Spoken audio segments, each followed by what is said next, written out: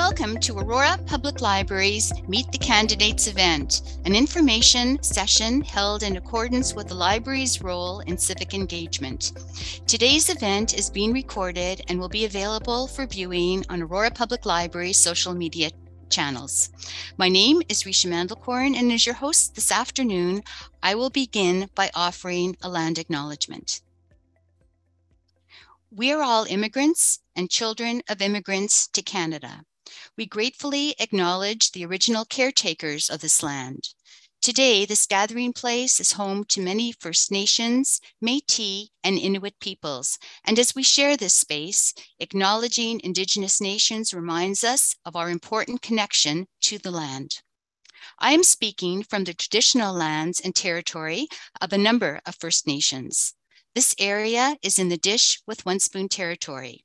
The Dish with One Spoon is a treaty between the Anishinaabe, Mississaugas, and Haudenosaunee that bound them to share this territory and protect the land. As settlers and newcomers, we have been invited into this treaty of peace, friendship, and respect. In that spirit, we honor all who came before us, our own ancestors, as well as the Indigenous caretakers, named and unnamed, recorded and unrecorded. Aurora Public Library received the list and contact information of registered candidates seeking the office of Mayor and Ward Councillor on Monday, August 22nd, and invited them to participate in today's event. The deadline to commit was Friday, September the 9th, and a reminder was sent Wednesday, September the 7th. We've had a few challenges with taking the all candidates meeting online. So I'm going to ask everybody for your patience if we have a couple of technological stumbles. I want to thank all of our participants for giving of their time to be able to run to represent all of us in the community. And we're going to go along with the sense of information sharing and respect for each other and understanding that sometimes technology and life can get in the way a little bit. So with that, I want to say that we did receive an acknowledgement of participation by Daniel Lajeunesse, who is a candidate in Ward 2, and he had planned to participate, but unfortunately he is now en route to Ottawa for an urgent family matter, and so I am going to be reading Daniel's remarks on his behalf. We also received regrets from Steve Fleck, who is a candidate in Ward 5, as he is out of the country on a previously arranged business commitment. And so I'm going to be reading Steve's remarks on his behalf. One candidate did not respond. One candidate is on the telephone because he is out of the country and Zoom is being blocked. And one candidate is on his way back and might be a little bit late. So as I say, in the name of flexibility and community, we're all going to kind of go with the flow and hope that we have a very positive session this afternoon. So what I'm going to be doing is I'm going to be welcoming the candidates in the following order, and I'll be giving you a couple of tech tips on how to be able to zoom in on them. Today we have with us for the office of Mayor, Fiona Durant, Anna Lozek-Romeo, and Tom Marakis. For the office of Ward Councillor in Ward 1, Nick Biasi, Sandra Humphreys, and Ron Weiss. For the office of Councillor in Ward 2, Allison Connolly, Marco Di Girolamo, Rachel Gilliland, and I will be presenting remarks on behalf of Daniel Lajeunesse. Candidate for Councillor in Ward 3, Alexandra Bonham, Wendy Gartner, Owen Heritage, Harold McDonald. Candidate for Councillor in Ward 4, Ivana Zarneka, Michael Thompson. Candidate for Councillor in Ward 5, Ian Clark. I will be presenting remarks on behalf of Stephen Fleck, John Gallo, May Camisa, and Robert Lowndes. Candidates for Councillor in Ward 6, Robert James Fraser, who is going to be speaking by phone rather than by Zoom, so you'll be hearing him but not seeing him. Harold Kim, who is on his way back from Toronto and will be joining us mid-session, and Greg Smith. Each candidate will be given 3 minutes for remarks and will be kept to that time limit. The order of speaking will be alphabetical. We'll begin with each candidate seeking the position of mayor, and then those seeking the position of councillor within the 6 wards, again, alphabetical. Due to time constraints, questions will only be posed to candidates running for mayor, and they have been selected from those submitted in advance by you. And in some instances, questions on a similar topic have been combined so we could get as many questions in as possible. Questions will be posed to all mayoralty candidates equally, who will each have 2 minutes to respond, and the order will rotate. So the first candidate who speaks will be the last who will respond to the first question. Lucy Frechette is working behind the scenes as tech support. Claudia Olgan is our timekeeper. At 1 minute, Claudia will hold up the 1 minute sign. Claudia, can you come on and hold up the sign so people will see? Thank you. And she will follow up with a warning at 30 seconds. And at time, she will ring the bell.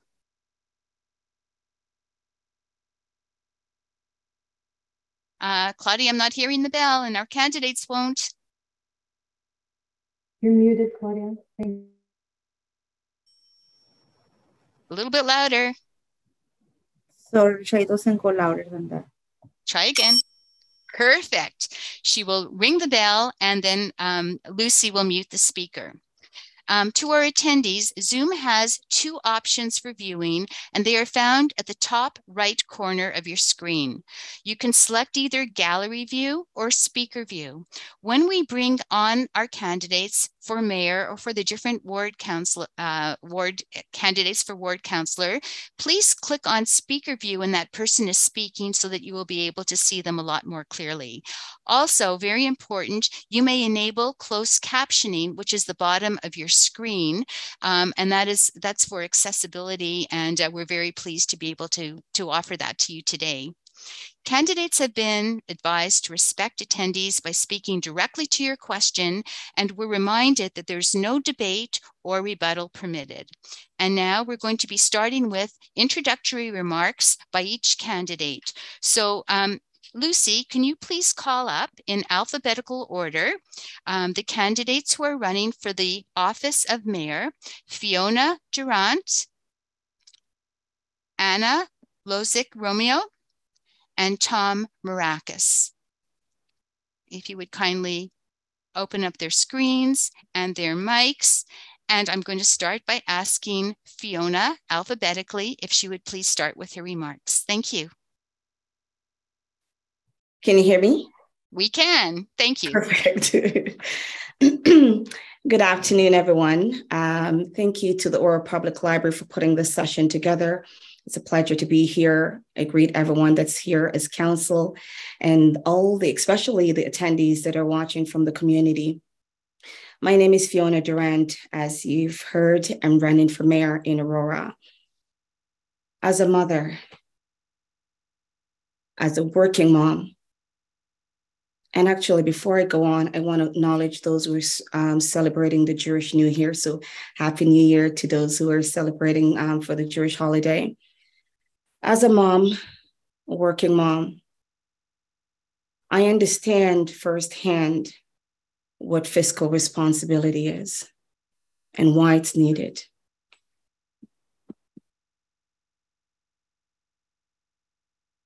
Echo. Is there an echo on my phone? Can you guys hear an echo? No? Okay, sorry about that.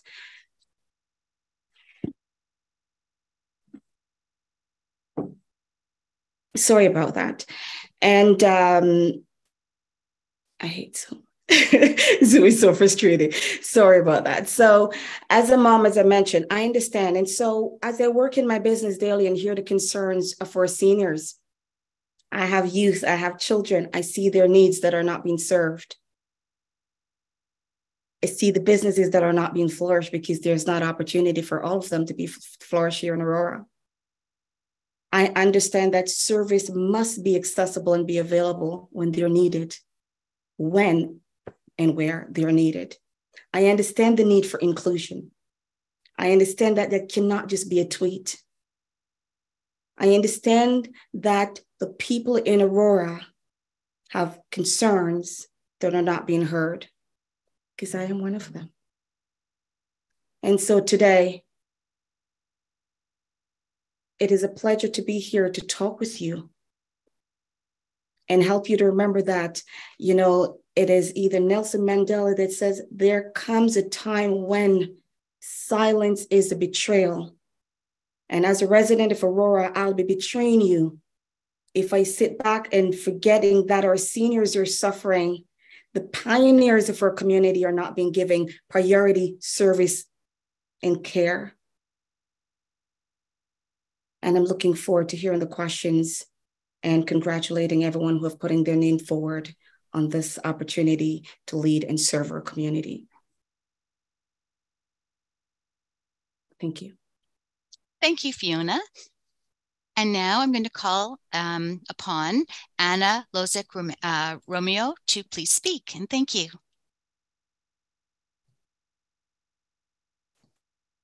Hello, everyone. Good afternoon, everyone. My name is Anna Lozek-Romeo, and I'm running to be the next mayor of Aurora. I have lived in Aurora for 25 years. I am a parent, small business owner, community volunteer, and politically engaged resident. For the last 2 council terms, over the last 8 years, I have been consistently engaged in our town's municipal politics. My vision for Aurora is to strive for a resilient community. As your mayor, I plan to realize that vision by combining my community and municipal politics knowledge and focusing on 3 established key drivers: leadership, policy, and succession. It is essential to lead by example with the fundamental value of respecting diverse perspectives. As a policy-driven leader, I plan to focus on establishing and maintaining policies to ensure that council decisions are consistent with long-term strategy and not solely based on a short-term popular opinion. It is not enough to set the policies. We also need to follow them. Some compromises may be required, but I believe with the collaboration of our community, we can make decisions that benefits us all. Succession planning will bring long-lasting benefits to our community, making us strong and more resilient. Having said all that, now we have work to do together. It is time for a fiscally responsible government, but that's not enough. We also need a fiscally transparent government. The public needs to see how our tax dollars are spent. Our budgets need thorough review, and we need public engagement at the beginning of the process and not after the fact. More than ever in this phase of growth for Aurora, we need to define and maintain a sustainable balance between development and natural preservation. We need to reevaluate and strengthen our planning process to ensure our policies are being upheld. We need public engagement when policies and official plans are reviewed and applied. It is also essential to work and have a good relationship with all levels of government to ensure that our priorities are represented. I want to thank you all for your input. I am very fortunate to relate to and understand many of your concerns. With the support of our community, I do believe that I have the skills and experience necessary to serve as a mayor. And you have my commitment that I will do my best guiding Aurora along the path ahead. Please don't forget to come out and vote on October 24th. And to all the candidates, I wish you all the best of luck. Thank you. Thank you, Anna. And now, if I might call upon Tom Marakis to speak. Good afternoon. I want to thank the Aurora Public Library for providing the opportunity for me to speak with you today. 4 years ago, I made a commitment to you that I would work with you and for you to get things done. And I have honored that commitment. As your mayor, I have spent the past 4 years working for you, not sitting behind a desk, but out in the community, meeting with you to hear your concerns firsthand and take action. I have been your voice at all levels of government as a fierce advocate for our community. I put people before politics, and I always put Aurora first. And after 4 years as your mayor, I have proven that I have engaged, collaborative, solutions-oriented leader with a strong track record of getting things done. As your mayor, I gained council support for common sense initiatives that have had direct and positive impacts on our community. Initiatives such as eliminating land banking, fostering appropriate growth, spurring economic development, streamlining regional governance, preserving our built and natural heritage, and reforming land use planning legislation. I've proven that collaborative leadership gets things done. Together, this council has invested wisely in our community, achieved the lowest 4-year tax rate in 20 years, ensured more effective council representation, took steps to protect our environment and preserve our built heritage, approved new parks, sports fields, and ball diamonds, and a long-awaited new gymnasium. Together, we've demonstrated Aurora's commitment to diversity and inclusion through the installation of the first rainbow crosswalk in York Region and a diversity and inclusion mural. We saw the opening of the Armory with a world-class culinary institute and event space with a town-owned repurposed heritage property in our historic town park. And finally, Town Square, 20 years in the making. This transformational initiative broke ground in 2020 and is just months away from a phased opening and is on budget. My passion for our town continues, and there's more work to be done. From adapting smarter growth initiatives to continuing to prioritize fiscal accountability to maximize value for taxpayer dollars, from strategies that incentivize the building of attainable housing to economic development initiatives that grow our local economy. As your mayor, I will continue to provide the collaborative leadership and community-focused, common sense solutions that you expect. The future of Aurora is bright. We are a resilient, inclusive community united in our belief in the power of people to come together for a better Aurora and a future of positive change. To continue to build a more vibrant, more livable community, Aurora needs leadership with a demonstrated ability to deliver. Aurora needs experienced leadership that cares, is engaged, and gets results. On October 24th, vote Tom Marakis for mayor, and let's continue to work together to get things done. Thank you. Thank you very much, Tom.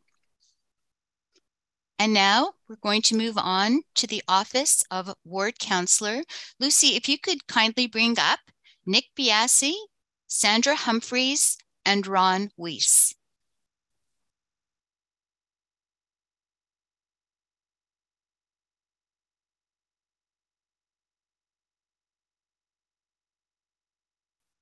And if I could also just remind our audience that if you turn to speaker view, you'll be able to zone in on the person speaking. If I could ask Nick Biasi to begin, please. Great, thank you. Good afternoon, everybody. I want to thank the Aurora Public Library also for hosting this event.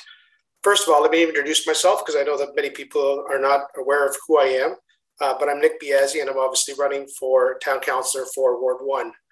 I just want to mention to most of the folks on the line here today, who I am and give you a little bit about me, as I'm new, obviously, to this world. I presently live in Ward 1. I've actually lived in Aurora for approximately 30 years, so I'm very well acquainted with Aurora and a lot of the changes that have gone on. I've actually spent a lot of my time volunteering, coaching, and basically kind of spending a lot of time with many charities right now in the Aurora region. I've also had, a lot of involvement with a lot of developments within the town and so forth, right from the very beginning when we had Adopt a Park type of programs right up to right now, being very, very key in kind of helping some of the bylaws that are being passed by being very vocal and supporting some of the things that we want to pass, which are for the better of the town and so forth. The reason why I want to run for council it's really important. I've seen lots of changes over the 30 years that I've been here, and I truly want to be part of shaping the town for the future and focusing on things that truly, will make a difference in this town. Now is the right time for me also to dedicate that time based on my ability to spend the time and the effort. And I also want to be able to advocate on behalf of my neighbors. I do a lot today right now within our community, and I want to make sure that I have a voice that's basically heard and a voice that's basically responsible and someone that basically will bring change, positive change. I have not worked in the public sector, but it's really important that people understand that I've had about 30 plus years in the corporate world working with very large lines of business and organizations within public sector that has given me a very, very strong foundation here to kind of deal with complex situations and issues. There are lots of priorities that I've got right now that, I've spoke about with some of the folks as I've kind of met people within the town. And again, these are things that I think, for example, will certainly have a positive change and impact within our community, but they will certainly change based on kind of what really matters the most within the town and within the ward. So, in conclusion and so forth, I want to make sure that, you vote for someone that you believe that's going to work hard for you. I want you to vote for someone that cares. So I want to say I'm the person that can certainly hold that responsibility for you. And again, please get out on October 24th and vote. Thank you. Thank you, Nick. And I would like to now call upon Sandra Humphreys. Okay, perfect. Thank you so much. Hi, everyone. As a resident of Ward 1, I'm excited to be running as your Ward 1 councillor. It's been a huge honor to be your voice on council for the past 3 terms. I look forward to meeting my neighbors in Ward 1 as I continue to visit during this campaign time. In 1998, I moved to Aurora and married Brad Humphreys, a 30-year Aurora firefighter and 4th-generation proud Auroran. We raised our children in Aurora, and now our grandson Enrico gets to grow up in this amazing town. As a senior IT business management professional focusing on customer service, problem management, and communication, I believe I have the right skills to continue to be successful as your representative on council. I've had the privilege to be a volunteer and member of several town committees and boards, which gives me the experience required to move the business of the town forward without delay. My objectives for Ward 1 and the town of Aurora is to listen to concerns and representing our residents on council, continue to focus on the revitalization of our downtown, and look forward to the opening of our new town square. Celebrate and encourage our year-round community and cultural events, continue to ensure our town's official plan is upheld, ensure our sports, leisure, and youth facilities are current and continues to meet the needs of our town, and address traffic safety concerns through the development of a master traffic plan and advisory committee. I have heard from residents of Ward 1 that the train horn continues to be of great concern. Due to liability and safety, the train horn is needed. This issue has been investigated by our legal counsel. However, there must be more done. I believe a dedicated citizen, council, and staff committee must be initiated to focus and solve this ongoing concern, specifically by coming up with alternate solutions. I take my fiduciary responsibilities seriously and will continue to find ways to deliver services to the best possible cost. I pride myself in working with individual residents, trying my best to resolve their specific issues and concerns by being their trusted advocate. For leadership that's experienced, trusted, and dedicated, on October 24th, vote Sandra Humphreys for Ward 1, the heart of Aurora. Thank you. Thank you, Sandra. And now I'm going to call upon Ron Weiss to speak, please. Good afternoon, everyone. Thanks to the Aurora Public Library for the opportunity to be a part of this meeting. My name is Ron Weiss, and I'm proud to be a 38-year resident of Aurora, and living in the same home in Ward 1, where I've declared my candidacy. I ask those in the call to visit my website at ronweiss.ca and review my academic qualifications and my record of community building that includes collaborating and founding important organizations and programs such as Sport Aurora, the Aurora Sports Hall of Fame, Activate Aurora, and All Kids Can Play. I brought $1.3 million in grants to the town to fund these activities, and our Sport Aurora Marketplace.ca connects sports and business. In my opinion, at no other time are collaboration skills more needed as we lay the foundation for this ward system. In fact, the ward system is what compelled me to enter this race. I'm passionate about my ward and representing the residents faithfully. Recently, I've knocked on 2,300 ward doors, meeting residents and business owners about the issues that matter. There is a long list. The ward is diverse geographically, socioeconomically, culturally, and of historic significance. What is common, however, is the interest in preserving assets and lifestyles, improving traffic flow and public safety, particularly on streets where children play or are picked up at bus stops. Infill issues remain where official plan is challenged, with homes being replaced with those inconsistent with the neighborhood landscape. Everyone is concerned about property standards. The state of the trails system for active transportation, as well as recreation services, need improvement. 15,000 new residents are projected per year in York Region, so places to live must be a priority, not just for the financially stable, but for those with food and shelter insecurity who need places to live in order to work in Aurora. The interests of seniors must continue to be top of mind, as are the needs of the most vulnerable.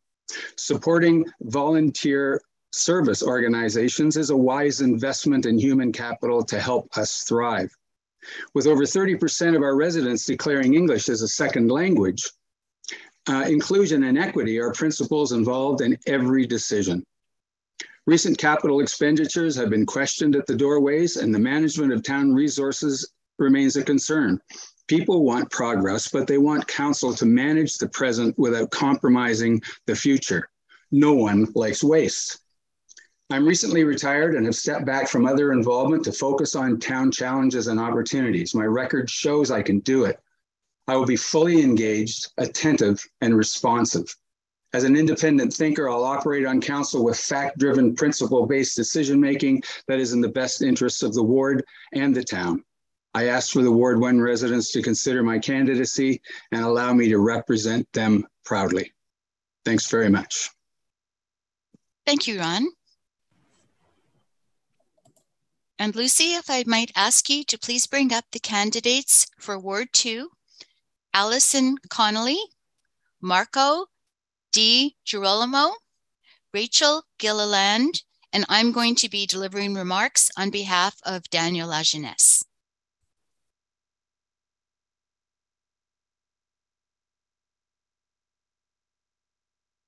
And so we will start with Allison Connolly, please.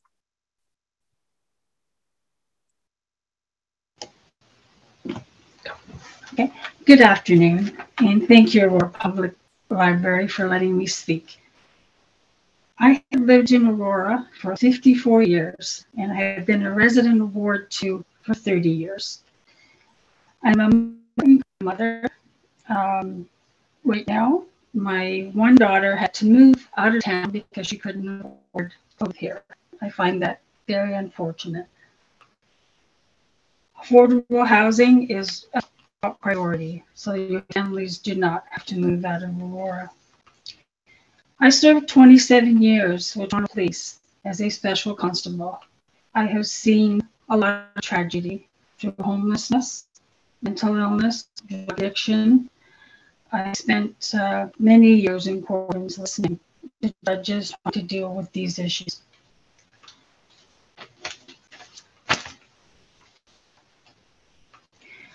My one main issue, though, is a long-term care residence for Aurora. My father is 91 years old and lives with me. He is now bedridden, and I cannot get a home for him anytime soon. He has been on the list for over 2 years, and we're still waiting. We're now on a crisis list. I think this is a tragedy for Aurora. Aurora seniors do not need to be treated like this. If you opt for a home outside of Aurora, you could maybe end up in Aurelia, which my neighbor's mother did, which was awful. She had to move from Newmarket, from a senior residence into a long-term care home, and the closest one was Aurelia. Hard for her family to visit.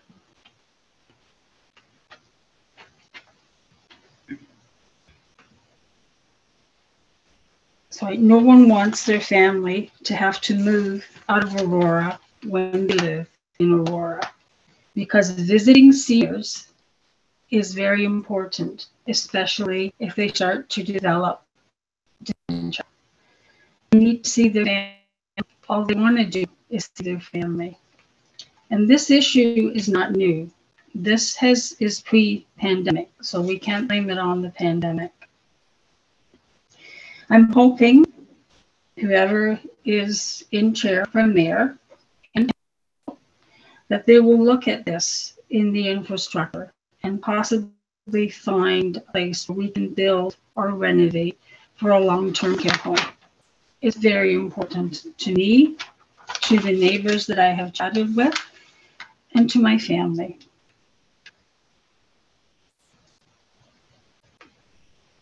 Sometimes seniors don't ask for much. All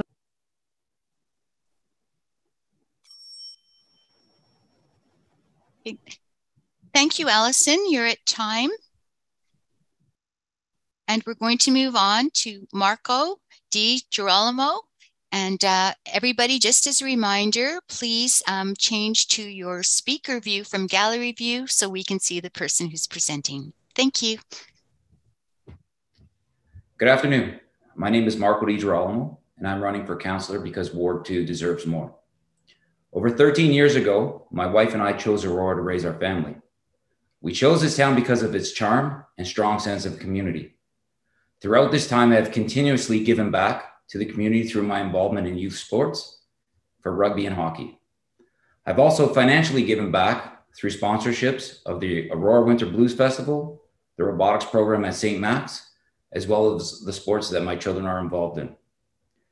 Now I want to give back to a town that has given so much to me. I firmly believe we need a councillor who is accountable and experienced. A vote for me is a vote for these values.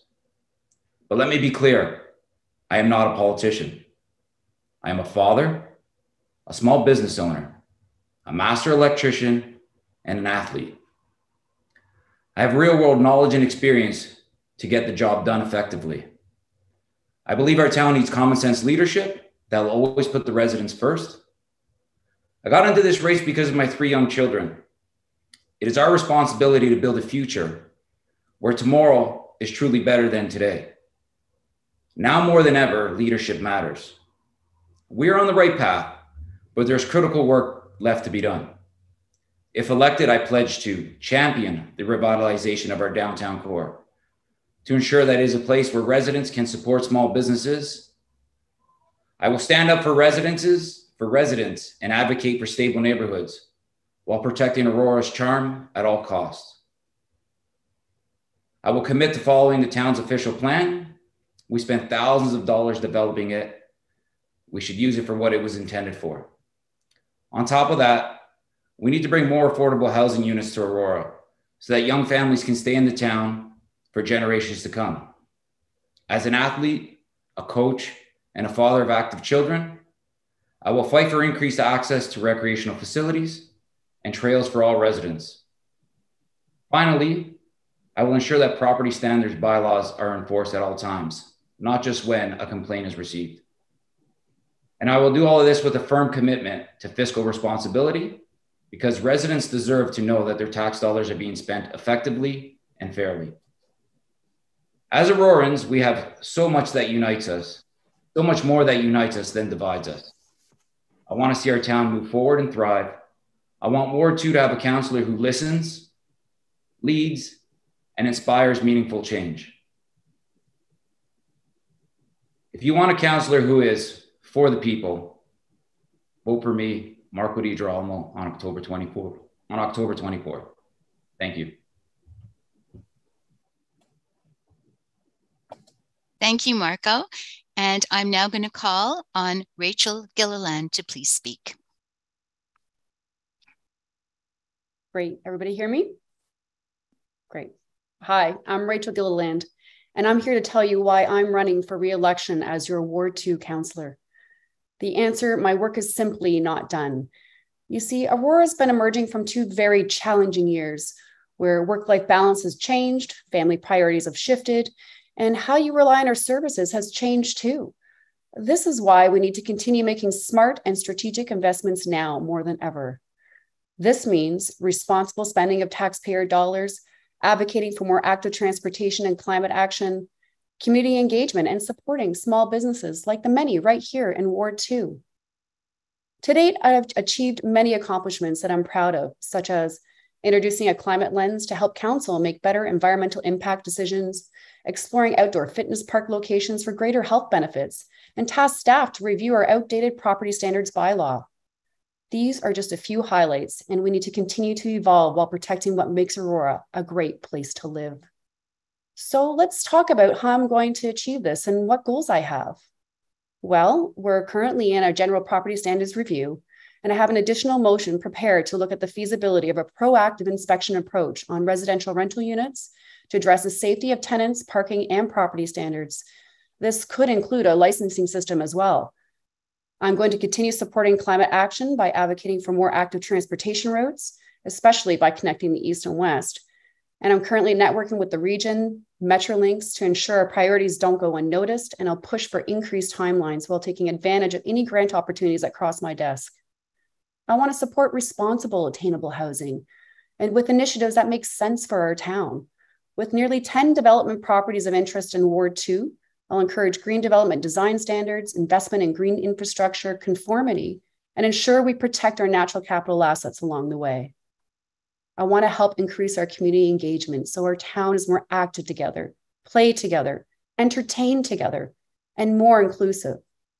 In an extra effort, please look out for a map I created in the Aurora paper that will highlight Ward 2 businesses, points of interest, parks, trails, and schools.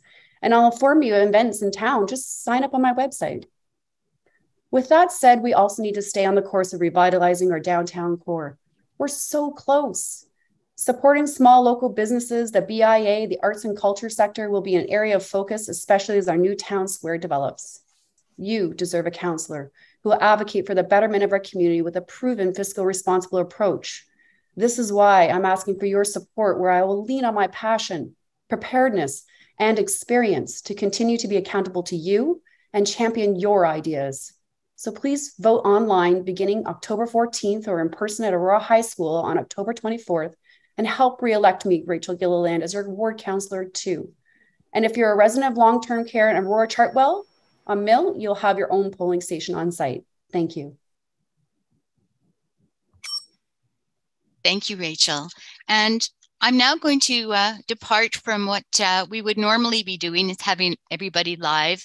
There was a last minute emergency for Daniel Lajeunesse, and I have offered to read his notes for today.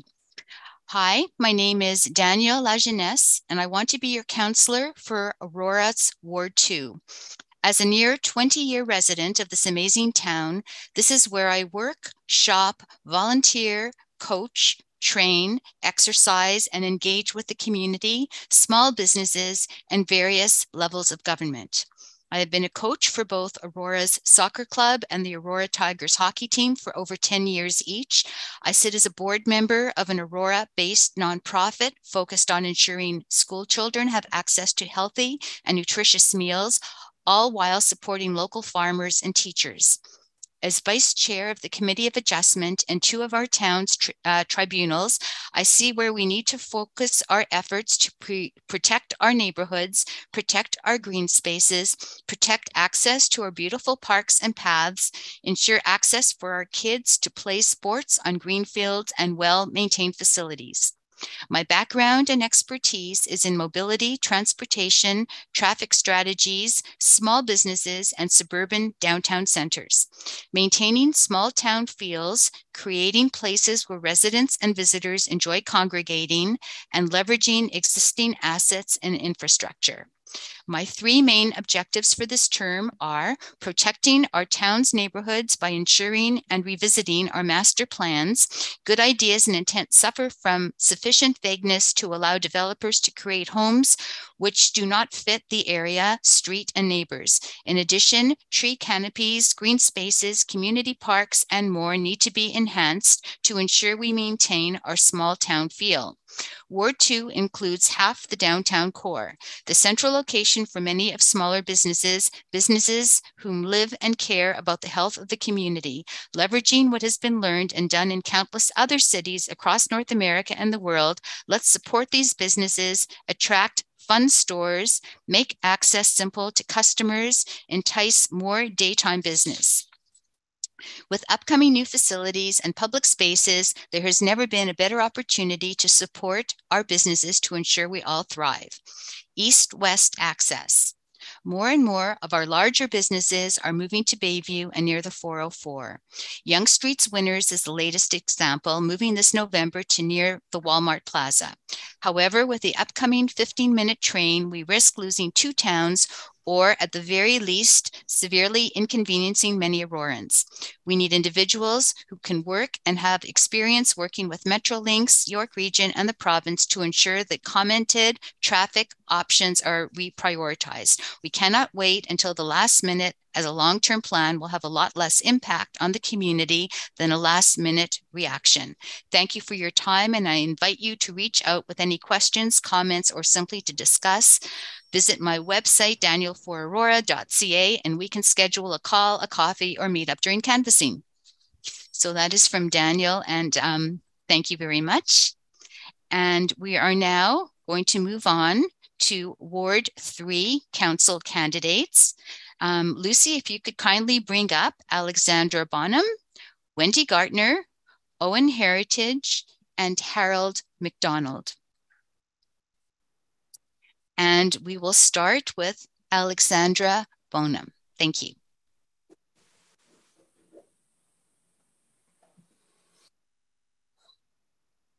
Hello, Aurora. I'm Alexandra Bonham, and I'm in the running to be your counselor for Ward 3. To start, a few things about myself. I've lived in Aurora all my life and have always felt a deep connection to the community. Whether it was attending school, participating in sports, or working in and around town, I have spent my formative and adult years interacting with the citizens of this great community. I live and currently work in Ward 3 where I am running, and the issues and events that are important to the constituents of this ward and the town as a whole are important to me, not only as a candidate, but a resident as well. I decided to run for this position due to a lifelong interest in politics at all levels. I firmly believe that municipal politics are the most directly relevant to the day-to-day lives of Aurorans. Home renovation, new residential developments, public spaces, and town events. These are all things to which your council members are elected to represent your views, and I want to be that person for Ward 3.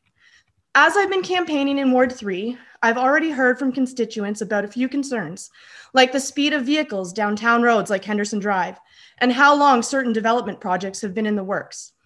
I'd like to look into addressing these concerns, whether it's something such as published concrete timelines for development so that residents know how long there'll be a disruption to their daily lives. The people of Aurora lead busy lives, and we can all understand that not everyone has the time to parse through reams of information that may be relevant to making well-informed decisions. As a counselor, I want to be responsible for providing Aurorans with the facts on matters they most care about so that we can carry on conversations about what council can do for them. I'm committed to being someone you can bring your ideas, questions, and concerns to in order to have them heard by the council. I have a passion for talking to people about topics that are traditionally not spoken around the dinner table, and first among those is politics. Getting people informed about the way a town runs is an essential step to getting them involved in that process, and I know there are Aurorans that have great ideas that are waiting to be heard. I look forward to hearing from all of you, especially if you have questions or concerns I can address. Please feel free to contact me at 289-879-2205 or look me up on Facebook at Alexandra Bonham Community Driven. Thank you so much for listening, and to the Aurora Public Library for putting this on. Have a good day. Thank you, Alexandra. And I'm now going to ask Wendy Gartner to speak, please. Hello. First of all, I'd like to extend my best wishes to Daniel Lajoie. Thank you for being interested in this election. It's very important that we all care about what happens in our community.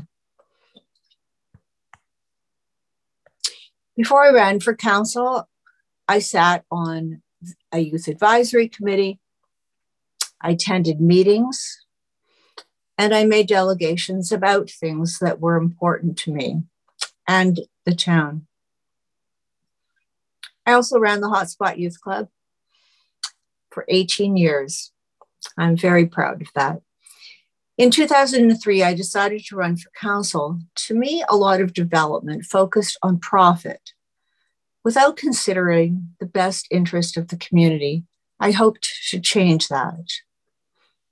My goals have remained the same over the years: to spend taxpayers' money carefully, ensuring our needs are met, spend money that will save money in the future, then consider spending on what would be nice to have without creating a future tax burden or debt. The public must have easy access to clear, complete facts, have effective input before decisions are made. We need to listen to you. Upholding our official plan is of the utmost importance. It directs how and where Aurora must grow and intensify. It ensures maintaining employment land to help lower our taxes and provide jobs. The plan protects environmental lands and habitat. A large portion of our town is on the Oak Ridges Moraine, with very important environmental features and functions. Council must honor our official plan and ensure that developers do the same. I was the only one last election to have a goal of preventing and mitigating climate change. Included in this is protecting trees. They function to prevent flooding and will moderate extreme summer temperatures. Our planning policy has long talked about providing a variety of housing, owned or rented, that can meet residents' needs. This requires action, not words. I respect built heritage. I champion equal and dignified accessibility for all. In closing, I had no idea how hard this job would be, how much there was to learn about complex issues and town policies, how much work is required to address residents' concerns. I believe that I have done a good job. I will work hard to listen and take care of those in Ward 3 and the important issues of the Henderson Forest and traffic calming. I ask you to let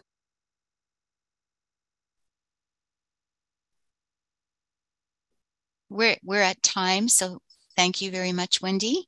I'm now going to call upon Owen Heritage to speak, please.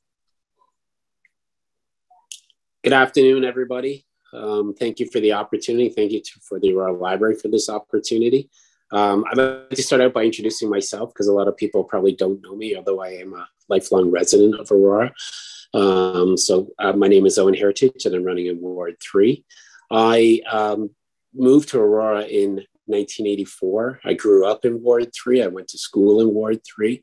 I now have married a lifelong Aurora resident, and we've brought up our family in Aurora. There are a few things that in Ward 3 specifically that are of issue that need to be addressed and that I feel are important. First being obviously affordable housing. It's been brought up multiple times. I run a business in town. I can tell you as a business leader, one of the issues that we have is that our workforce is getting further and further away from us because people can't afford to live within the area. So it's not only affecting the town, it's also affecting businesses within the town and the community itself. We look at the green space in Ward 3 and in Aurora at whole. We don't have that much green space, so we need to protect the green space. There's a lot of environmental issues that go along with that. So it's of utmost important that we put that at the forefront of decision making when we allow development or we allow changes within our community. The other part that is a passion of mine is focusing on the diversity and the change of our community and embracing that and allowing that to change the makeup of Aurora and how it looks and how it feels. Aurora is a community family-based town, and it's important that we keep that and embrace that and attract people, local residences, and businesses to the town. I think the things that I bring and can bring to the council is with my business background. I think I bring a lot of efficiency in decision-making. I'd be very good at rectifying town issues and concerns and to promptly minimize the redundancies and costs to the town and taxpayers. And also into the growth planning with my construction background. It goes hand in hand to the planning, the pre-planning, and the execution of events of changes to the town and the infrastructure that go with it. I think the council's done a wonderful job with their revitalization plan. And I look forward to the opportunity of working with them to continuing on that. And yet again, I would just like to thank everybody, and I'd like to wish everybody luck at the same time in running through this process, and thank the Aurora residents for being involved. I think it's a great example of what people feel of Aurora, that there's just many people willing to put themselves forward. So thank you for your time. Thank you, Owen. And we're now going to hear from Harold McDonald. And just as a reminder to everybody, if you click on your speaker view, you'll be able to see the person presenting. Thank you. I would like to thank you for having me today. And I'd like to thank the Aurora Public Library, the organizing committee, and the whole team that made this possible. My name is Harold McDonald. I'm a longtime resident of the town of Aurora. I grew up on Murray Drive. I attended Regency Acres Public School and went to Williams High School. We raised our for many years, 16 years for hockey and many years for soccer. We currently live on Brookview Drive in Ward 3. I am married for 37 years to my wonderful wife, Shelley. And we have a dog named River, and we have 3 married children, and we enjoy 8 grandchildren. I'm a small business owner here in the town of Aurora and own a few businesses over the years. I'm an experienced contractor. And I've been meeting with many of the residents as we go door to door, which I know many of you have been going door to door. And there's 3 major issues that have come up: housing, the environment, and fiscal responsibility. Some of our young people and our young families and seniors are having it really hard to find attainable places to stay that are affordable. And so one of the things that I would work towards is a private-public partnership to create rental units and subsidized units. There's currently, I think, a 12-year waiting list for subsidized rental units right now. Some of the issues with the environment: we obviously need to grow more, but we need to preserve the environment that's around us and do it in a sustainable way. There's the Case Woodlot that is very important for Ward 3, as well as the Ann Bartley Smith property that was given to the Heritage Fund, and creating more walking paths, bike trails, and community gardens in this area would be one of the things that I would be championing. Fiscal responsibility: almost everyone has been talking about trying to keep our taxes down, and no one wants to see increased taxes or wasted money and in any of the areas. I think it's really important that that we as the residents come together and be able to talk about all the concerns that we have. Some of the bigger projects that have gone on have been very, very expensive. I would just like to say that I would be a team.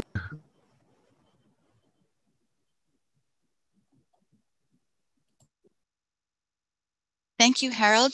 You're at time. And we're now going to move on to the candidates for council in Ward 4, Ivana Sarnika and Michael Thompson.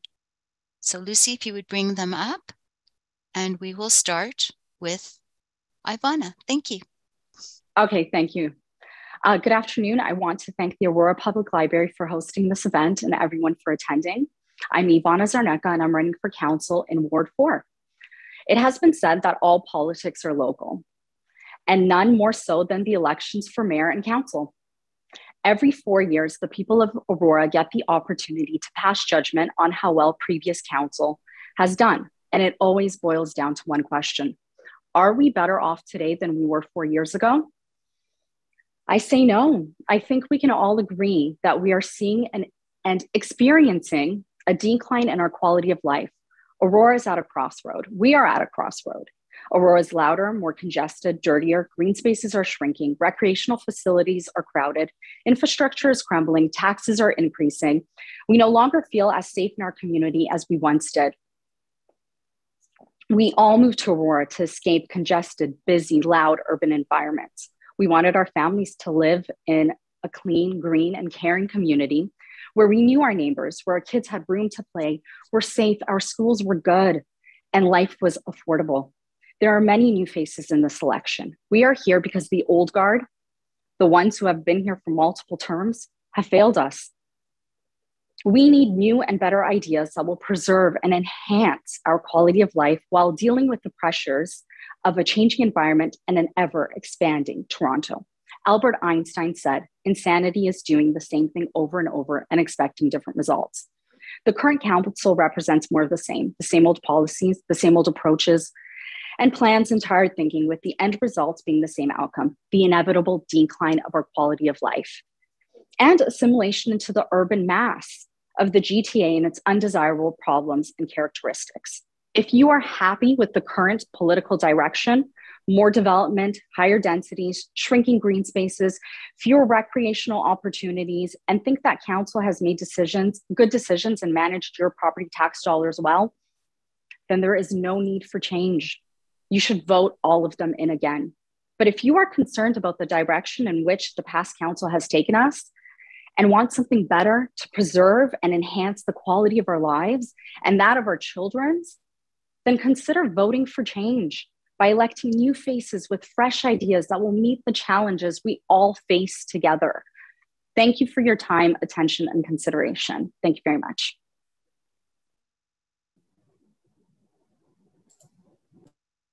Thank you, Ivana. And now I'm going to call upon Michael Thompson to speak. Thank you.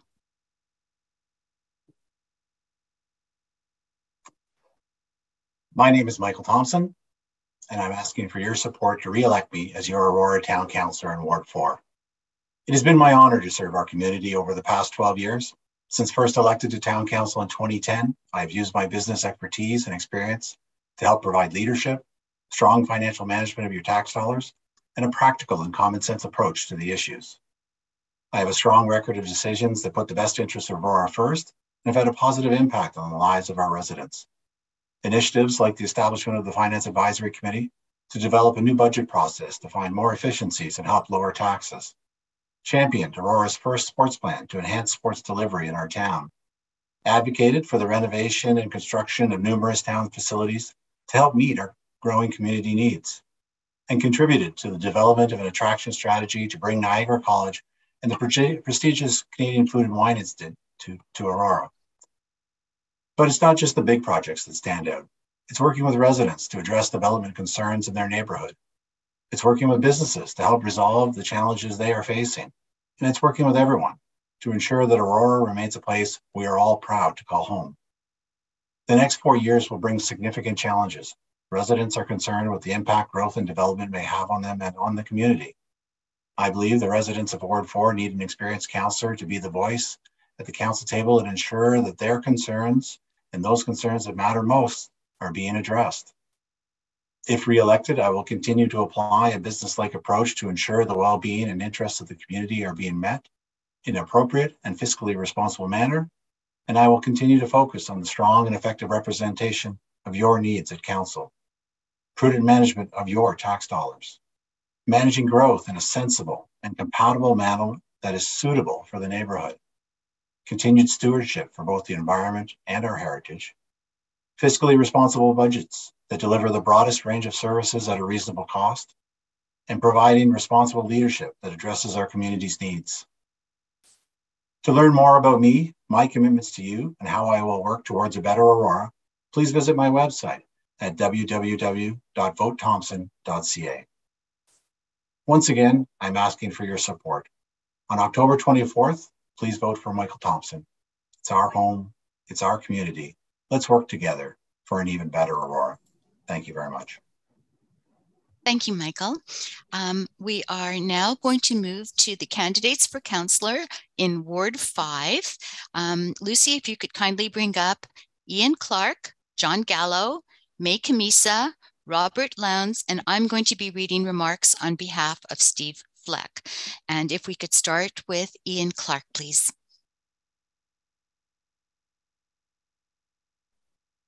Hello, can you hear me? I'm Ian Clark, and I have spoken at this event before. And the last time I spoke at this event, I opened by saying that I have more gray hair than I did the time before. And here I am again with even more gray hair than I had before. And apparently my gray hair is not going to stop, and neither am I. So I run on a platform that can be summarized by safe, clean, family-friendly, and green. To me, that's Aurora's brand, and I run to preserve that brand. Keeping Aurora safe, clean, family-friendly, and green. I continue to run because I believe that those are becoming the issues of today, and they will definitely be the issues of tomorrow. We need to be proactive, or else we risk becoming just a mediocre community, and I don't want that for Aurora. Aurora is slated to grow dramatically over the next 20 years. In fact, we're slated to add 2 wards worth of population to our town without adding any more land. Our infrastructure is going to be under pressure to maintain adequate infrastructure and adequate service levels. And our facilities that we have in Aurora are already showing their age. I played hockey at the ACC when I was 14 years old. Ward 5 in particular, my ward, is going to feel the pressures of growth as we are surrounded on all sides by major roads.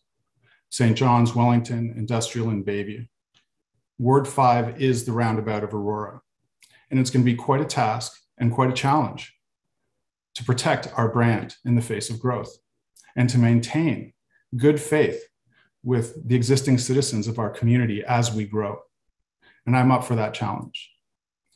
I run to safeguard our property values, to foster a safe and clean environment to do business, and to keep Aurora a great place to raise a family.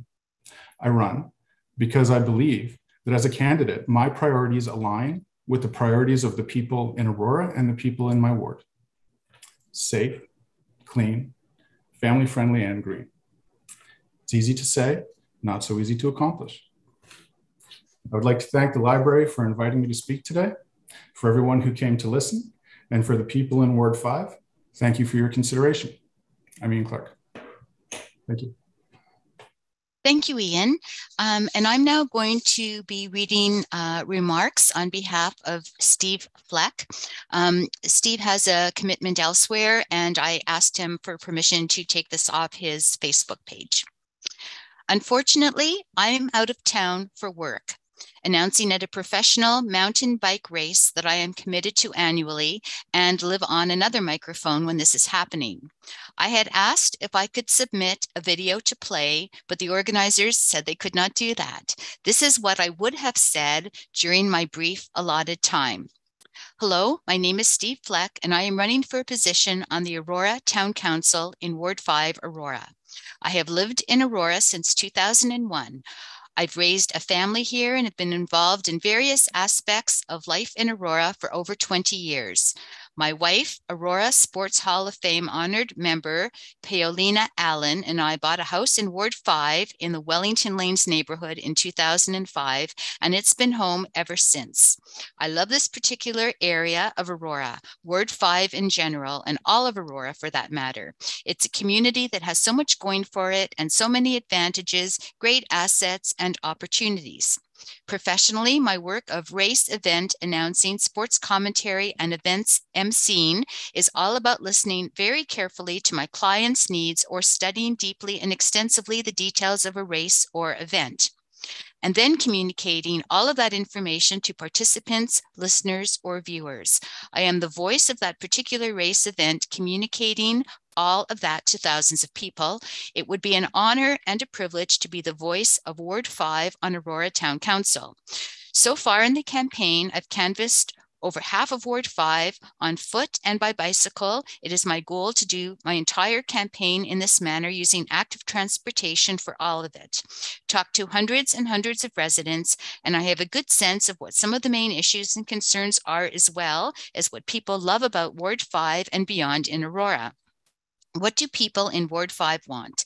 They want safer streets, traffic speeds, and unsafe driving behavior of motorists is a constant concern. They would like to see better and more defined cycling infrastructure. They want a town council and a government that responds to inquiries, is accountable, transparent, and fiscally responsible.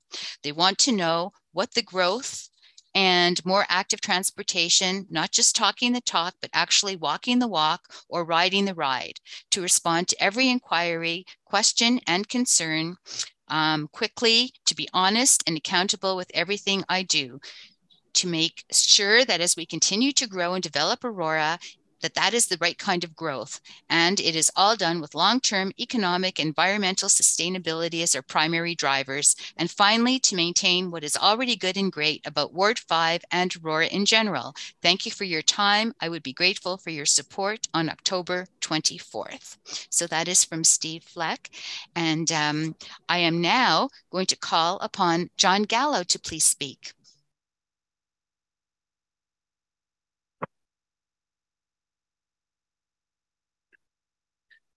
Good afternoon, everyone. My name is John Gallo, and I'm running for Aurora Councillor in Ward 5. I want to thank the library for organizing this event. I would also like to acknowledge and comment on all of the candidates running for all the positions in the next election. In particular, candidates running in Ward 5. The ward will be served well no matter who wins. Being an incumbent, as we all know, has some advantages. Having served on council for 10 years gives me a very good understanding of how things work and a lot of history to rely on. I want to make it very clear that I do not take that for granted. Notwithstanding having the experience, you still need to be convinced that I am the right person to hold that office. I hope to do that for you this afternoon. This is where the road splits. Do I give you the classic political speech that I'm sure you're all tired of? I know I am. I would rhyme off all of my accomplishments, or do I try and answer the questions that Ward 5 voters should be asking? Do you choose a candidate that has been there, is experienced, and has the proper skill set? Or do you give a new person a chance? I already started at the beginning. You know you can't go wrong either way, so why me? If you ask my wife, and I quote, "Again, John, really?" Yes, Anita, I still have more to give. Why does experience and the proper skill set matter? Prior to being on council, I started the Baby Wellington Ratepayers Association. I sat on Leisure Services, Environmental, and Traffic Safety Advisory Committee. I attended many council meetings, which gave me a very strong basis for running for council. I paid my dues. One example of why understanding the system of having the proper skill set is important. In 2013, we were faced with the development of townhouses on the lands where the Thomas Coates Park sits, just west of Mavernack. I found the clause in a subdivision agreement that allowed us the first right of refusal to purchase the lands at below market value, which we did, and the park sits there today. Attention to detail and understanding the process and not giving up made that happen. This is one of many examples. The next council will be making many planning and policy decisions, like the completion of the new official plan, the new sports and recreation master plan, and be faced with significant infill developments, to name a few. I bring to the table 10 years of council experience to deal with those. A passion and dedication for this town that is unquestionable. Should I have the honor of serving as your councillor for the next 4 years, you have my unwavering commitment to do as I've done for the last 10 years and respect how we spend your hard-earned dollars. Be compassionate in your views, be open and transparent in my views, and work hard to make Aurora and Ward 5 the best it can be. Thank you. I'm John Gallo. Thank you very much, John. And we are now going to move to May Kamisa. And again, a reminder to please change your view to speaker view so you can see the person who's speaking. Thank you.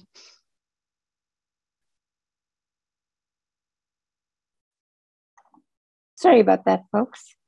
Good afternoon, everybody. My name is May Kamisa. I have been a resident of Aurora for over 36 years, and I continue to fall in love with this town, which of course I call home. I've had the pleasure of getting to know my community by running a long-time family business.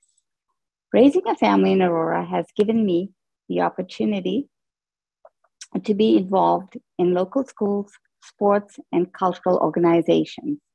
One of the reasons I have a passion for giving back is because I had the good fortune of moving to Canada from a non-democratic society and had the fortune to come to this wonderful country. Volunteering from the grassroots level has brought me closer to my community. As a business owner, I understand the concept of fiscal responsibility. I also understand change and a fresh perspective to move forward. Over the years, my passion for community involvement has focused more specifically on my role as a board member and a volunteer with key town initiatives focused on community growth, diversity, and inclusion. This includes the Town of Aurora Anti-Racism Task Force, the Interfaith Refugee Resettlers, the Youth Justice Committee. These initiatives are core to my beliefs and goals to make Aurora feel like home for everyone. More recently, I have served as a member of the Aurora Economical Board, which has allowed me to participate in future planning for our town. I am proud of the success our town has had over the years and our ability to adapt to the needs of Aurorans. With my leadership and diverse community involvement experience, I hope to be a voice for the future needs of all Aurorans. Thank you, everyone, for taking the time to listen to me. And thank you to the Aurora Board for allowing this platform, and all the best to all the candidates. Have a good afternoon. Thank you, May. And we're now going to invite Robert Lowndes to come up and speak, please.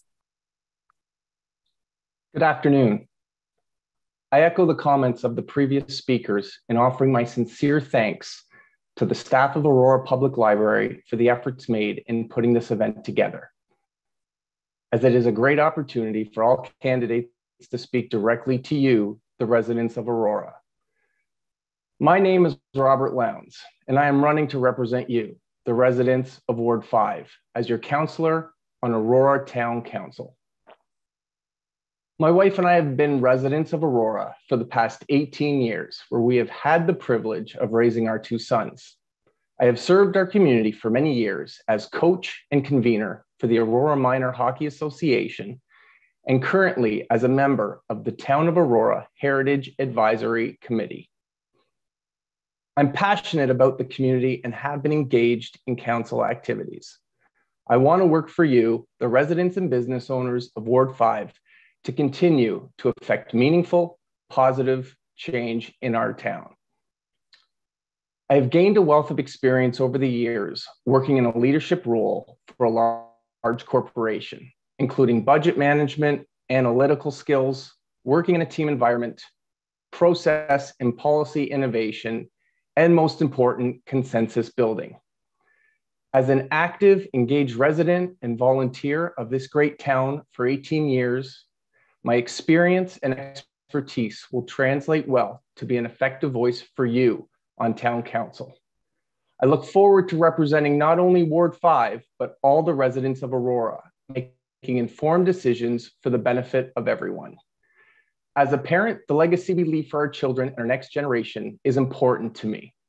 Being part of the discussion as a member of council, I will have the opportunity to do my part in shaping the future of our town from a fiscal, environmental, growth, team culture, and community perspective. It will be an honor for me to serve my community and represent the residents of Ward 5 as a member of Town Council. If you have any questions for me, you'd like to follow my campaign, you can do so at robertlowndes.ca. On October 24th, remember to vote Robert Lowndes. Thank you. Thank you, Robert. We're now going to move to the candidates who are running for election in Ward 6. Lucy, if you could please bring up Robert James Fraser, Harold Kim, and Greg Smith. Now, Robert is joining us from out of the country, so I'm going to let him speak, but you will not be able to see his video. And I will go over to you, Robert, so you can explain.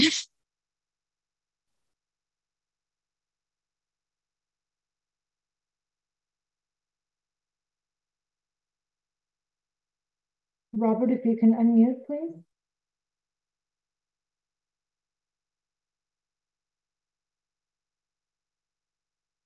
Yeah, I'm testing. Am I unmuted now? Yes, we can Hello? hear you. Can you hear me okay? Yes, we can. Okay. All right, great. Well, listen, I'd like to first off, like all my fellow candidates, thank the Aurora Public Library for the opportunity to address the citizens of our wonderful town. I apologize for you not being able to see me in person. If you are very curious on my mugshot, I encourage you to just easy click away to go to robertjfraser.ca, and you can see my picture and kind of look at my campaign.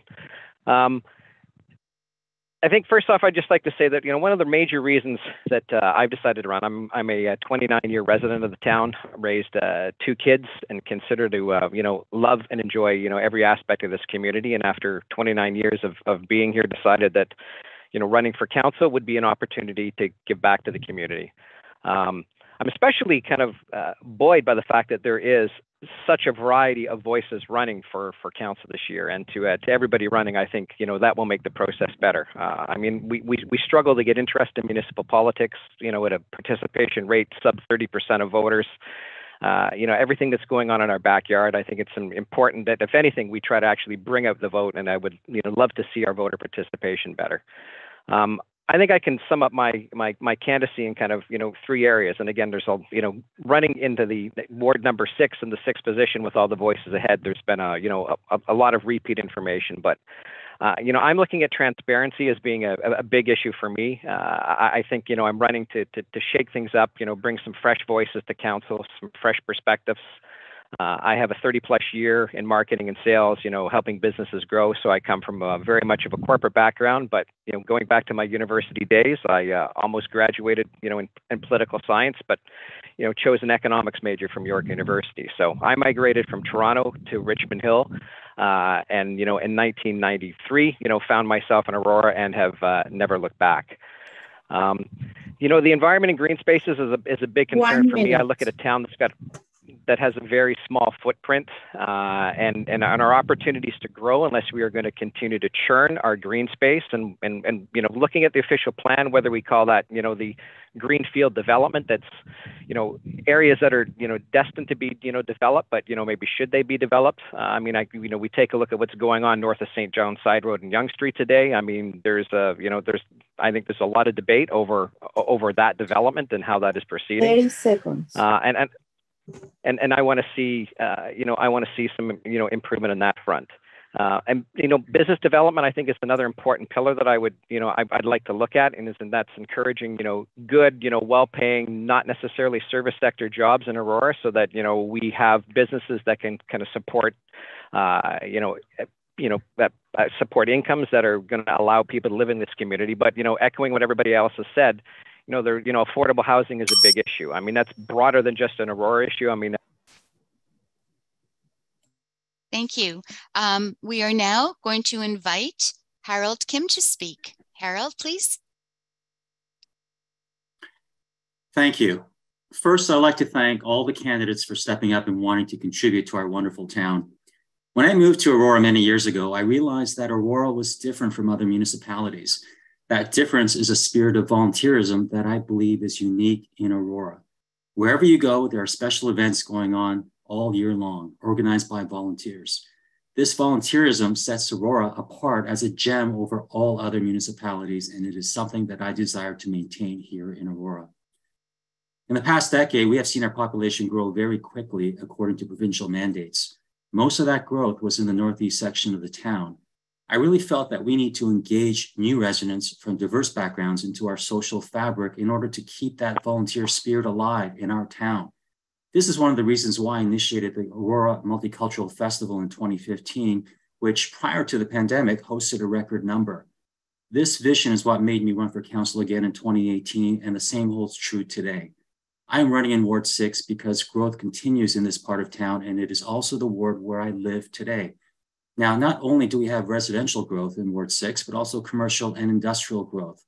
My experience in dealing with this growth over the past 8 years in council will help to bring responsible and sustainable growth to Ward 6 and to Aurora. Next year, we will have a BMW dealership, Winners, HomeSense, Farm Boy, and other businesses located in this section of town.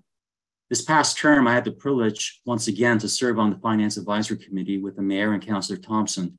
Together, we got a lot of things done. Through Councillor Thompson's stewardship, we established budgeting principles which allowed us to be more efficient and yet more detailed in how we review the town's annual budget. Together as a team, we honed these principles and applied them to our review before making our recommendation to council as a whole. Personally, I recommended conducting due diligence on all the town's departments to find where efficiencies could be achieved, as well as areas where there were gaps in resources in order to better serve those areas. This resulted in a more efficient use of your tax dollars. In fact, Aurora taxes have been the lowest in its history over the course of my 8-year tenure. I also encouraged investment into the Invest One funds, which significantly increased the rate of return on the town's reserve funds. If I am fortunate enough to be re-elected in Ward 6, I will continue to apply my extensive financial experience to continue to secure Aurora's financial position in the future. I will continue to initiate and support ideas that provide great services to the town. Everyone who knows me know that for me, it's not about who tables the great idea. It's about supporting the great idea because in the end, it's about serving residents. I'm a team player and have been supportive of great ideas and motions and will continue to do the same if I am re-elected to council to represent Ward 6 residents. For more information about my priorities, please visit haroldkim.ca. And on October 24, please vote for Harold Kim in Ward 6. Thank you. Thank you, Harold. And I'm now going to call upon Greg Smith to speak. Thank you very much. Well, last but hopefully not least, good day, everybody. My name is Greg Smith. I'm running for council in Ward 6. Thank you to Risha, Lucy, Claudia, and all of APL, and happy Rosh Hashanah, everyone. My wife and I have raised 2 adult children in our community. We've been residents for over 30 years. We own a small business. Both of my wife and I have been active volunteers in our community for over 30 years. You can go to gregforaurora.ca to see a list of those activities. They're numerous. I'm not your typical politician. In fact, I never had interest in running for politics. So putting my name on the ballot for Ward 6 has to be a good reason. My best friend, the late Deputy Mayor in Aurora, John Abel, said to me, Greg, when your house is on fire, you can't walk away. I feel it's my turn to grab a hose. Instead of generalities, I have specifics on what I will do. Fiscal responsibility. We've seen the highest spending in the previous term during a pandemic.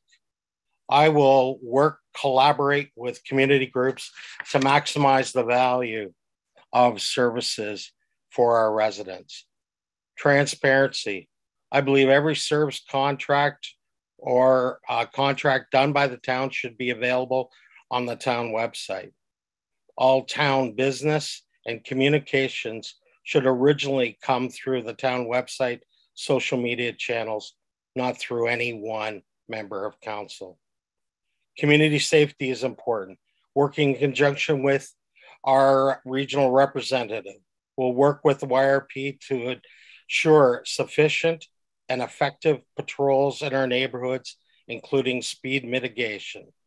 Develop a safety program to educate and inform the community. This will include regular community meetings for residents to share their concerns about safety. Ward system. I am not in favor of the ward system. We had in 2014, the question was on the ballot and it was defeated. The town is very small geographically.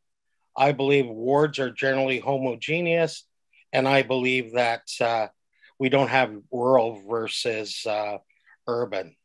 Wards have taken away our democratic rights. Last election at large, you had to vote for 1 mayor and 6 councillors that aligned with your vision. it's been reduced this time around. As stated in my recent CBC piece, wards are good for politicians, bad for residents.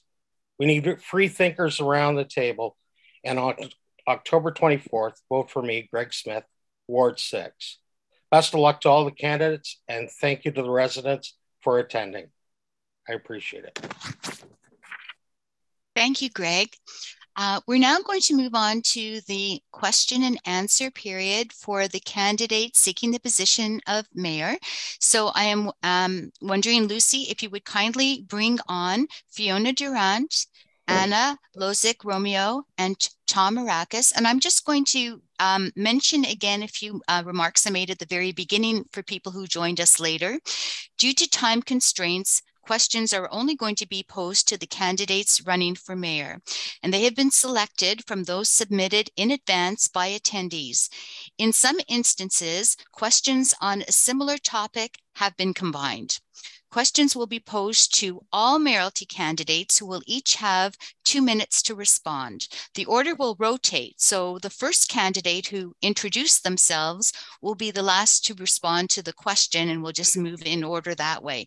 So our first question, and I'm going to direct the first one to Tom Marakis, as he was the last one to introduce himself, and that is on homelessness. What will each of you do to help the homeless in our community? Tom, please. Thank you for the question, Risha. And, ultimately it is a problem. I think a lot of people don't realize that we do have homelessness within the town of Aurora. We've been working with York Region at providing a men's shelter and developing it within the town, an emergency men's shelter. And so that work is continuing. We are going to look at the proper location for that emergency men's shelter, so we can provide housing and ensure that all residents in our community don't end up homeless within the town of Aurora, and not only the town of Aurora, but all of York Region. So that work is continuing. We continue to push forward with that, and we're going to look at ways that we can also increase that attainable housing and affordable housing within our community.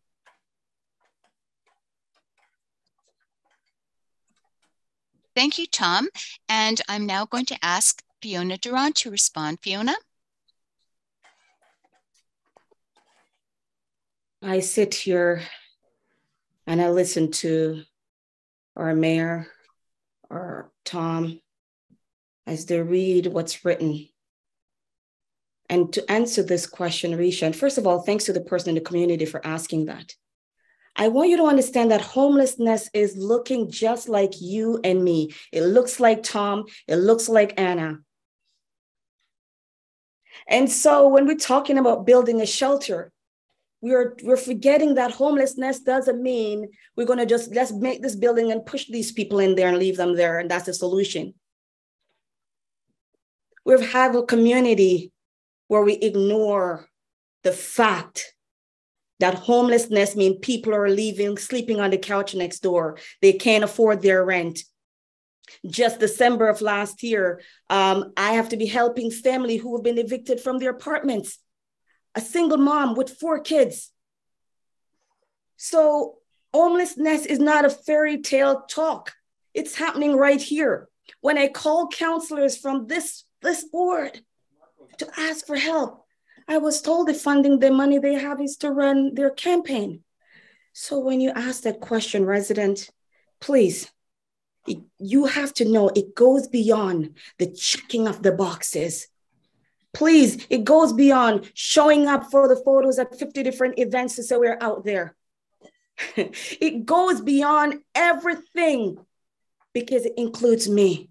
I was homeless, even though it was 2 minutes when I got evicted out of the door with my 6 months old.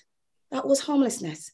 So I want to make sure that my voice reach council, regional council, advocate in region, and work with elected councilors to make real action. And that's what I plan to do. Thank you, Fiona. And I'm now going to ask Anna Lozic-Romeo to please speak to the question. Hi. Homelessness is a serious issue, and we have to make sure that with current situation, with rising prices, that people don't land in that situation.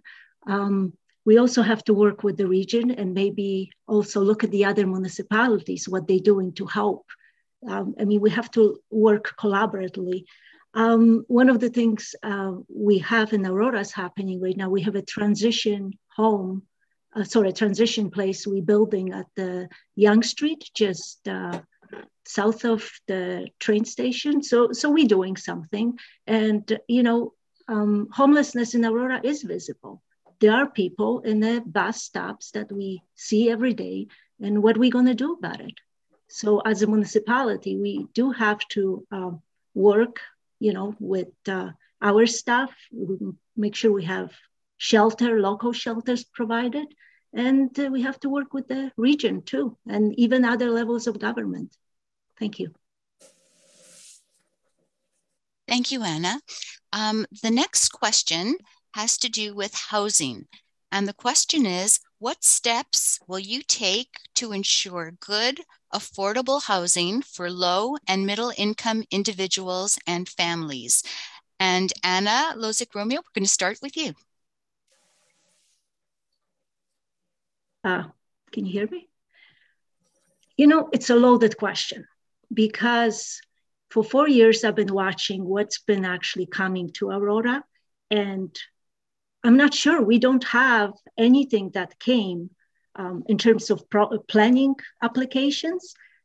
There's nothing that is affordable. The houses start at $1 million, and I really think we have done nothing when it comes to the affordability. So I think this next term, we have to focus on the next applications coming in and see if we can do something with the developers, and we can work with them, and even looking at the different land opportunities, see if we can, you know, place, develop and I guess meet the meet the affordable housing. But like I said too, in Aurora, it's difficult because just the way we introduced the housing to Aurora. We moved to Aurora because it was much cheaper, and now I can move back where I lived because it's cheaper over there. Thank you. Thank you, Anna. And now I'm going to ask Tom Marakis to please speak on that question. Thank you, Risha. It's a great question. You know, through our official plan, we're developing policies that look at providing a diverse housing stock in certain areas in our town.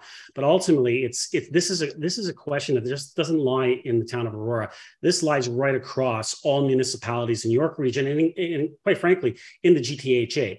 We've been working at the Small Urban Mayors GTHA. We've been working collaboratively on these issues, working with the Premier, working with all levels of government, because it's not going to just take us and our policies. We need all levels of government to work together to make sure that the housing in our municipality is developed in a way that is attainable and affordable for not only for our younger generations to be able to stay within our municipality, but also for our seniors to be able to age in place. And this is very important. And we're working through that through our official plan and making sure that we implement what's appropriate within our community.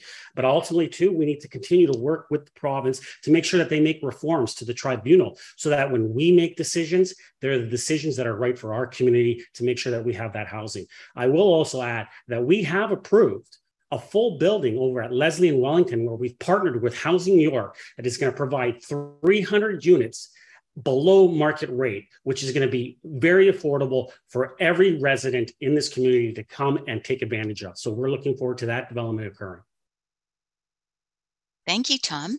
I'm now going to ask Fiona Durant to answer that question.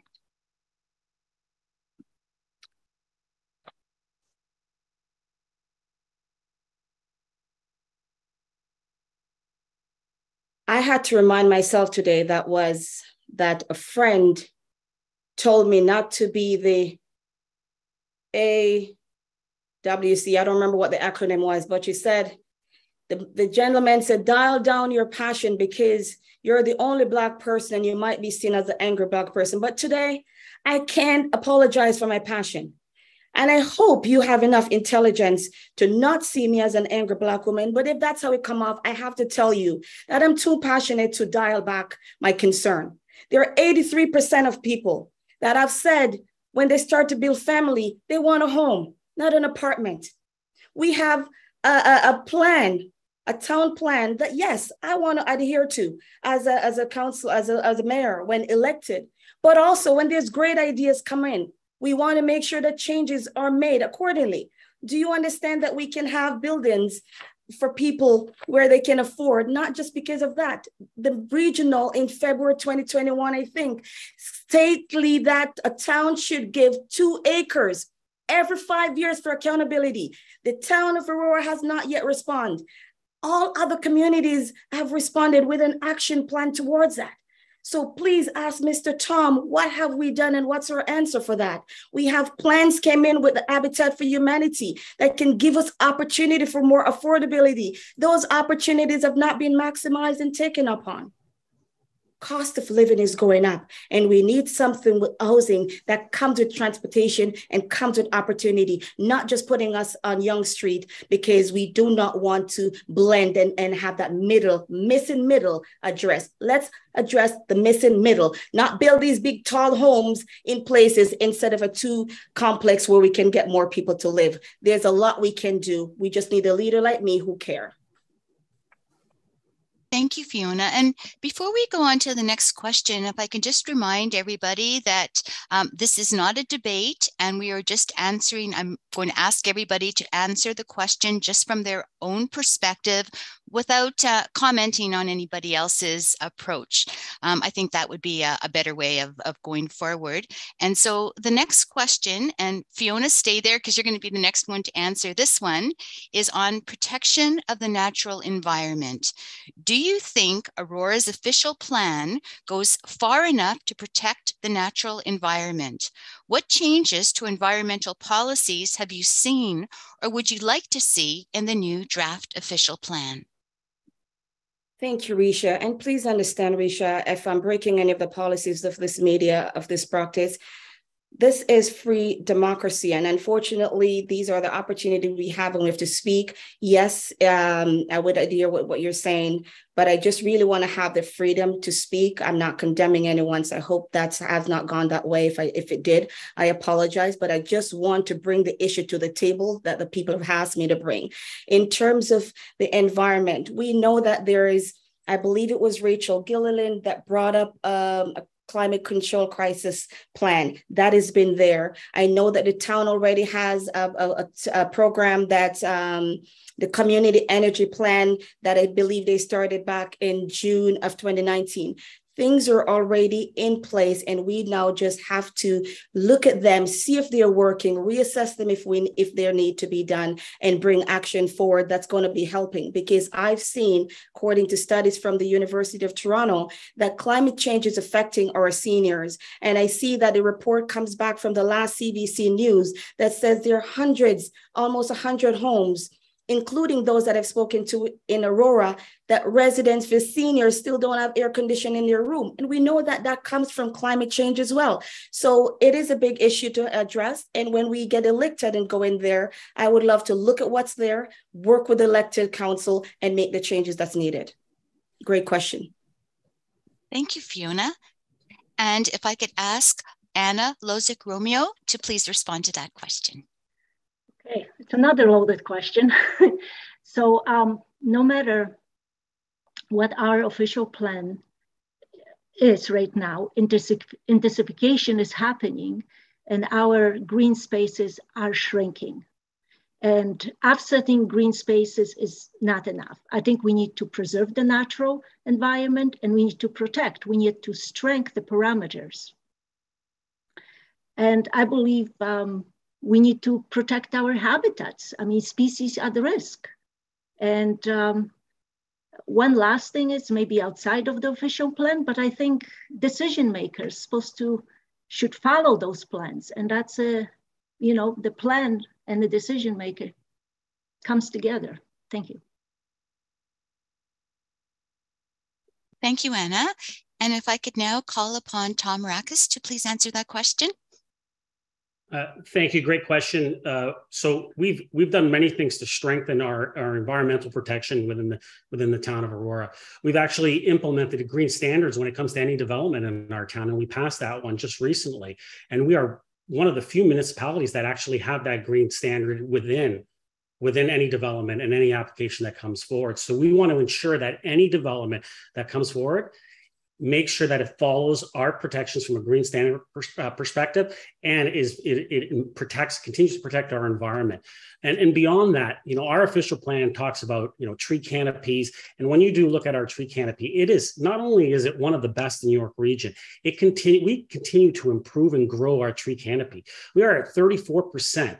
The recommended range for tree canopy from York Region is 29% to 35%. We're at 34% already, and we're continually growing that. So our tree canopy is extraordinary. Our green spaces are continuously growing. We have one of the best trail systems in all of York Region, if not the GTHA, and we continue to make them even better. And so from a green perspective, we're going to continue to work hard to make sure that our environment is protected, our Oak Ridges moraine is protected, and we continue to protect the green belt. I voted against any of those changes at the York Region level at council in their official plan, and I will continue to fight to make sure that we protect our environment, not only in our borders, but right across York Region. Thank you, Tom. Stay here because you're first up next. The next question is a little bit related, but the slant is a bit different, so I've included it.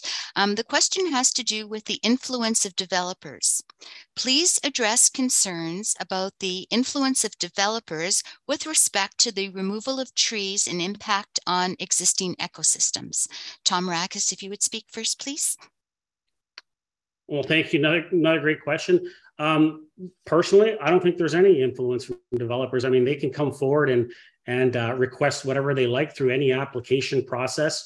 But ultimately, my decision process lies with what's best for our community, for the residents of our community, and that's the way my decision process is. And I expect and I hope that every member at the council table respects that and does the exact same thing. Thank you, Tom. And if I could ask Fiona Durant to speak to this question next, please.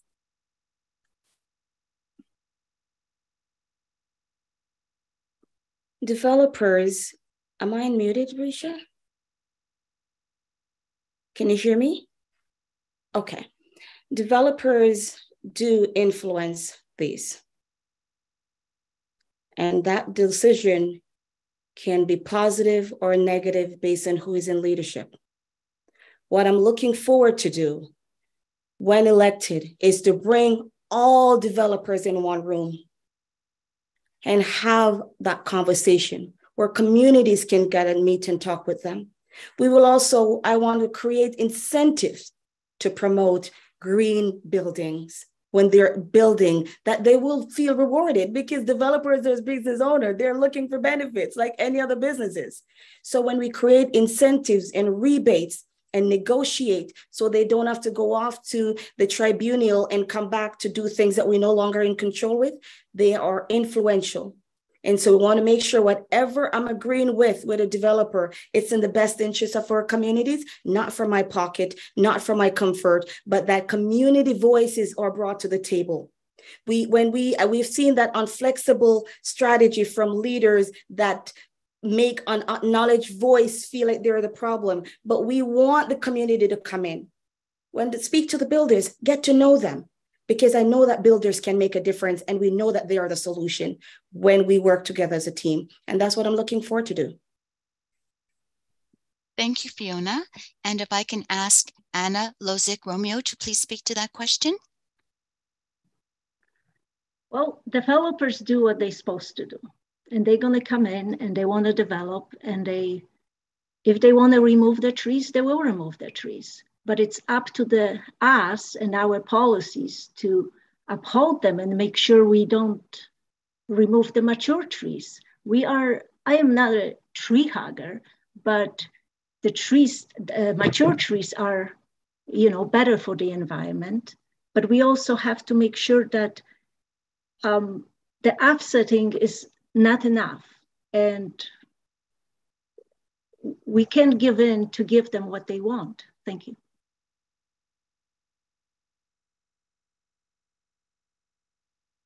Thank you, Anna. And if I can please go on to the next question, it has to do with parking.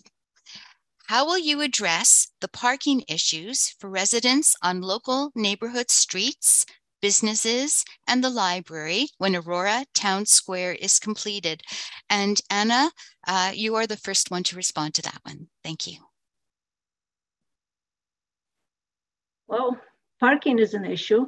You know, I don't really have an answer for that. We have to probably go back and review our, I don't want to go back and spend money again on the, parking and traffic studies, but with anticipation and with the extra development, let's just say downtown Library Square, we didn't do much about parking.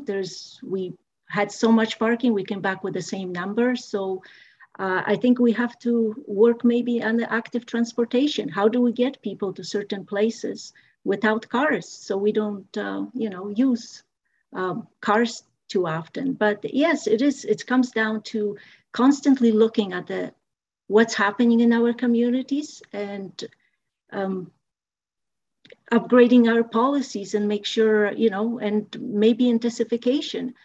All the traffic studies, everyone says they're great, but what has been done with the intensification, we've been reducing number of parking spots for certain developments, which is great because it puts people on a public transportation, but there's still a large amount of people that drive. So, and when they come to the library, they need to park somewhere. So we're gonna have to figure out when we get there. I don't think I can promise anything right now. Thank you. Thank you, Anna. If I can ask Tom Rackes to please speak to that question. Thank you, Risha. Great question. When we looked at the development of Town Square, we also looked at the parking that would be provided within that development and that investment in our community. Actually, the Town Square actually has more parking spots after it will be completed than it did previously. Also, through the studies that we did, we identified that within a surrounding area, similar to the Walmart Plaza, the amount of parking spots that are there, we have the exact same number of parking spots within the same radius of Town Square as well. Now, that doesn't mean that we have enough parking spots. We always have to look at how we can continue to improve parking, especially within the downtown core. Part of that is going to be continuing to work with initiatives and continue to work with the property owners in there. And as we continue to intensify in the downtown core, to look at partnering with them to provide more parking spots. The Aurora United Church redevelopment, we've been working with them, and we're looking at ways that maybe we can utilize some of their parking when it's not being used during their times. And so these are the types of things that we're going to continue to do, continue to work on those initiatives and continue to partner with those that are redeveloping within the downtown core to make sure that we provide ample parking for all our facilities. Thank you, Tom. And I'm going to call on Fiona Durant to answer that question, please. That question is very great because I have a business in the heart of downtown and clients are late because there's no place to park. Yet we get told that there are thousands of parking downtown. So it is really, when I think about, I was trying to ride my bicycle a few weeks ago. I think it was a corn festival at the park. My son and I was riding our bicycle. It was not safe. And if we want to encourage people to move around, then multimodal transportation is very important. And we don't have that. We don't have enough buses going in places. So maybe these are conversations at the regional level to be talking about transportation, because services should be available when and where they're needed. And so if we want to talking about revitalizing the downtown, we want to make sure people are wanting to come down there because they can find parking. Yes, someone may say, well, any downtown, you just can't find downtown parking. It's just the life of it. But we are not downtown Toronto. We are Aurora, where we say, we're small, we're still a small town. So it's need work. We work, sorry, I can't get to address you by name who asked the question, but to that person, it needs work. It really been us sitting down and planning intentionally as a council and hearing from the people who are skilled and professional in here to look and see the planning person. Where can we build parking? What happening that we can provide to our community access to get to and for places and make sure that it's affordable. Because if you can't even afford a car, you probably won't even worry about the parking. So there's so much work to do, and it's require us at the table listening to the people and being intentional about creating these actions. Thank you, Fiona. The next question has to do with inclusivity. And Fiona, you're going to be first. What concrete steps will you take to ensure that all faiths, races, and cultures in our community are respected?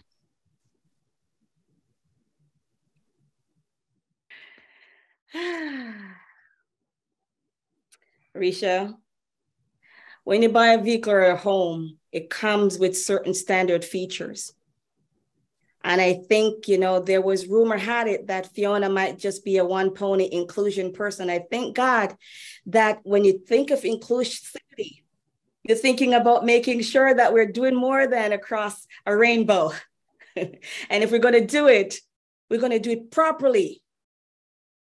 We're going to be more than putting up a mural that did not even invite the Black, or neither of the Black Wars Association in Aurora got invited to that mural when it was going to be revealed, nor was included in the process. So what I'm saying to you is that intentionality, we shouldn't have to ask for these things. We should be thinking about serving humanity. We shouldn't. I shouldn't have to worry about feeling included or being invited. That should be the core of all of us that put our name forward as leaders.